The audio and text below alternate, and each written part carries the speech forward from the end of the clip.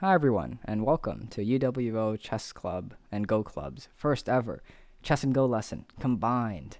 Wow. This is primarily aimed at people who already know how to play chess at a decent level and would also like to get into Go. I'm here with Me, Reddington.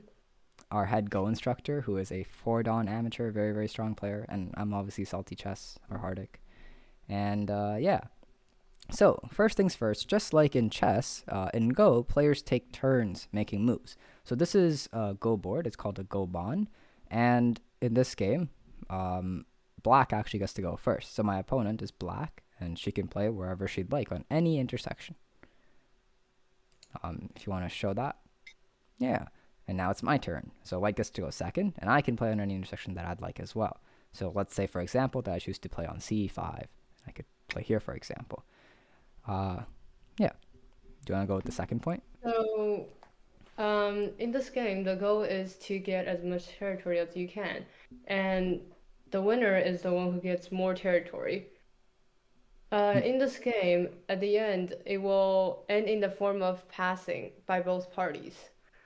And in that case, they assume that there's no other playable moves on the board. And if one trying to invade the space of another's, they will die with no chance of surviving. Yeah. So we'll see an example of that pretty quickly. But first, let me show you the chessboard and run through this game, the couple first moves of this game very quickly. So white chooses to play e3, which is, an okay move, an opening move. But black applies a d5. It's a bit more efficient and grabs a bit more space. Knight f3, knight f6, both sides develop their pieces. Knight c3, e6, and knight to a4. Now this move, if you played chess for a while, you'll look at this move and kind of start scratching your head because it's a little strange. You're taught as a chess player to not move the same piece twice in the opening, and for good reason. This just isn't as efficient as developing another piece. That's what you would like to do. So black continues controlling the center, and this is already looking quite nice. White strikes back in the center, and black develops their knight, also guarding this pawn. White jumps in with their knight, attacking our knight. We trade, and suddenly jump in with our knight. All right. White's next move, g3, is also a little bit slow. And the pawn structure, it's okay, I suppose, but I think that already at this point, even though the material is equal, a lot of people would prefer to have black in this position. Black's pieces are all developed, close to all developed, somewhere out here, whereas white only has one knight out, and black is going to get castled and start attacking very, very quickly. In fact, I think white's queenside is about to collapse pretty soon. And this is all because white just wasn't as efficient in their first couple of moves. The same exact thing can happen in Go. So if my opponent were to play inefficiently with their next move, just trying to sort of play in the same exact place over and over again, like this, I could sort of extend. This is called a knight's move in Go. You'll notice it's similar to how a knight moves in chess. Here's another knight's move, for example, right? And this is called one space jump right here, because there's one space in between us. I think I'll play another knight's move here, and then the center uh, intersection, because it's the center. It's called tengen. It's not anything special, but that's just what it's called. Now you'll notice that at this point, both sides have played the same number of moves. Right? Black has played 6 moves. White has played 6 moves. However, black controls a lot smaller territory, just over here, compared to what white controls. All of this, pretty much, right? And you'll notice now that if I don't know, black were to play another move and then I try to invade, maybe. So let's say black plays another move. Now I told you guys that this right side of the board was completely belonging to black, and maybe you don't believe me. Maybe you think that white can come in here, but this white stone, it's not going to be able to connect to the other friends, and it's simply just going to perish. I'm going to run out of space to breed. They're called liberties, and we'll link a video in the description detailing all the rules of Go, so that you guys can, if you're not familiar with the very basics. But yeah, as you can see, I was completely captured, and the same thing would happen to black if they tried to play somewhere here, like b8 or b7. I would eventually surround it and kill it. Okay. So next we'll show this on a 19 by 19 board, which is the actual Go board you'll be playing on. Mm-hmm. Okay. So let's say I play here. white plays in the other corner.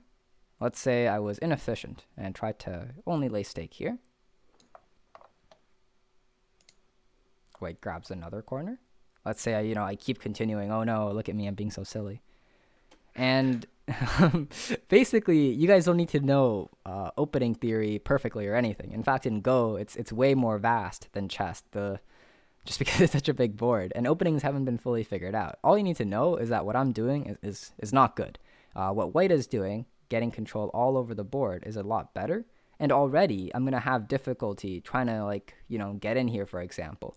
Similarly to the smaller 9x9 board. In fact, if I played here, I'm pretty sure that she would just kill me. Playing like R3 maybe, or even R4. Yeah. There's just no way for black to try and live. It might look plausible, but it's not. I'm probably not playing the best moves either, but still. Now she can just cut me off, I think. And I'm completely dead. So yeah, this was poor, and now this entire side of the board belongs to white. Similar things would happen here, and also here it's not so bad yet, right? Maybe I can try and make some contact while there's only still one stone here, but playing in the top right only really severely hurt my chances. Yeah. Yeah, so basically at the start of the game, you're supposed to trying to lay out your stones like in chess, how you kind of move everything out. So in the future you'll be able to use them to establish control and territory. So let's give a positive example if you want to Sure. undo all the moves. Yeah. And then we'll show the concept of sacrificing after, and then that'll be it. Yes. Okay. Sure. So this move is fine. Yeah. Yeah. So this is these points that are marked. They're nothing special, but they're all the 4 point. You'll notice, right? 4 lines from here, 4 lines from here, and that's why they're marked. They're also called star points or hoshi. So playing there is usually like playing on the 4 corner points is usually a good way to start. So let's say I was playing here. Black could play there, and maybe now I could approach this white stone. I think it would make sense to approach from this side, trying to break up these 2 white stones a little bit. And she replies. Now, what we're going to do is play a little opening sequence. This is called a joseki. So what this does is essentially it... I really don't understand the Go analysis. Okay, there we go. Perfect. So what this does, after I played here, she played here, I played here. Yeah. I try to get this area, and she tries to get this area. So it's like roughly equal. And that's why it's something that players actually play. It's an opening. Maybe next I would try to secure this area for myself, and she could maybe probably attack me, but whatever. She approaches me, and the game goes on. Yeah. Okay, really quickly, we'll show the concept of a sacrifice. So here's a chess game with oh no, my queen. We have e4, e5, knight f3, d6, d4, Philidor's defense, and then a capture. The knight captures. We have c5, a little bit of a strange move. The knight hops back. The knight develops. Bishop to c4, targeting the square. Bishop to g4, pinning the knight. Knight to c3, developing. Knight to e5. Okay. We capture this knight. Why? Even though our queen is hanging, oh no, my queen, if black were to capture, we actually have a very, very nice game-ending move.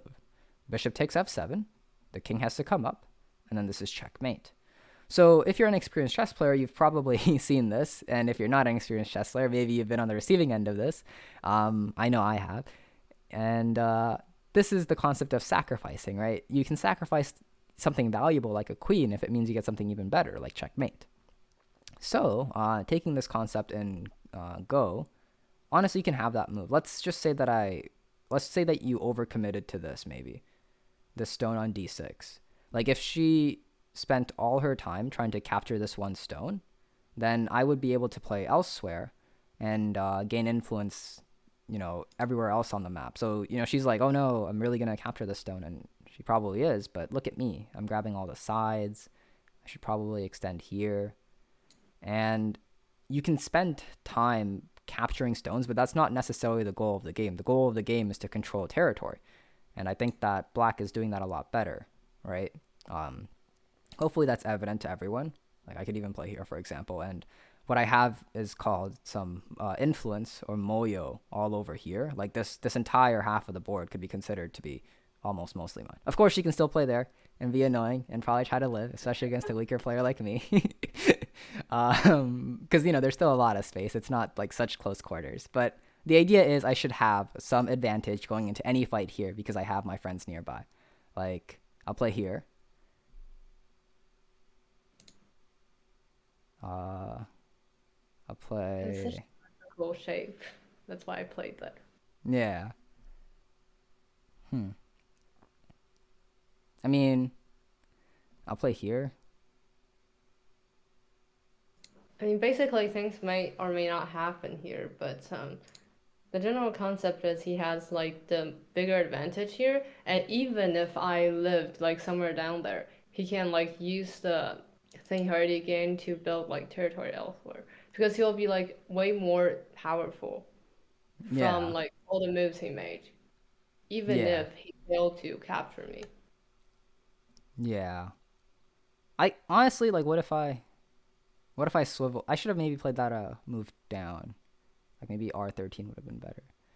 But I feel like you should try to keep me like like 09. outside. Like Oh. you push me to one direction, and Mhm. while you're doing that, like you build your wall kind of thing on the other direction. Yeah, like I think I can even push you down here, right? But then you might run to the left. Hmm. W- The point is not really to capture me. What if I do this?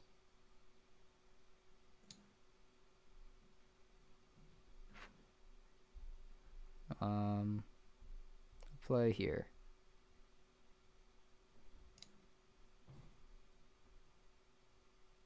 I'll play here.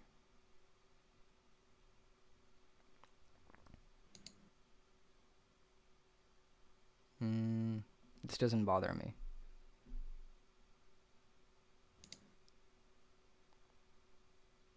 I'm almost certain this still doesn't bother me.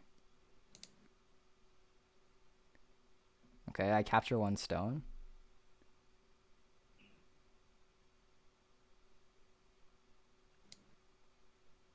Uh, I no be out.